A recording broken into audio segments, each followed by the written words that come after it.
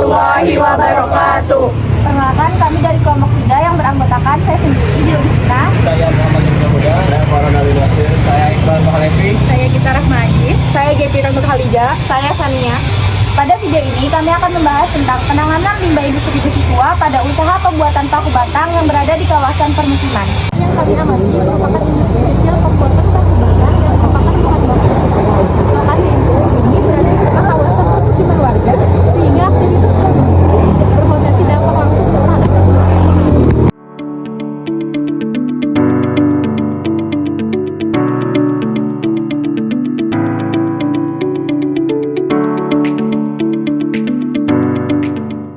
Pembuatan paku batang dimulai dari pemilihan besi tua, kemudian pemotongan, pemanasan, dan pembentukan paku menggunakan mesin.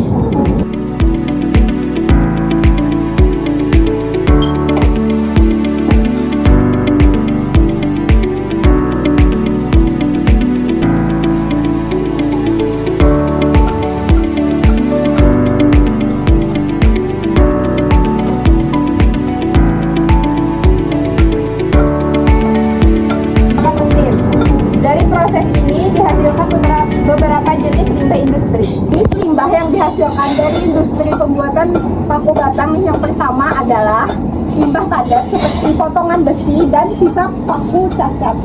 Yang kedua adalah limbah cair, yaitu berupa air bekas pendinginan mesin atau cuci alat. Yang ketiga adalah limbah B3 seperti ampas arang. Adalah limbah udara berupa asap dan debu logam dari proses pemanasan. Ya, berdasarkan hasil pengamatan kami, penanganan limbah yang dilakukan adalah limbah besi sisa dikumpulkan dan digunakan kembali atau dijual sebagai besi tua. Limbah ampas arang ditampung dalam wadah, namun bisa juga dijual lagi, atau limbah air bekas produksi sebagian masih dibuang langsung ke lingkungan sekitar. Untuk limbah udara, belum terdapat alat penyaringan asap atau debu.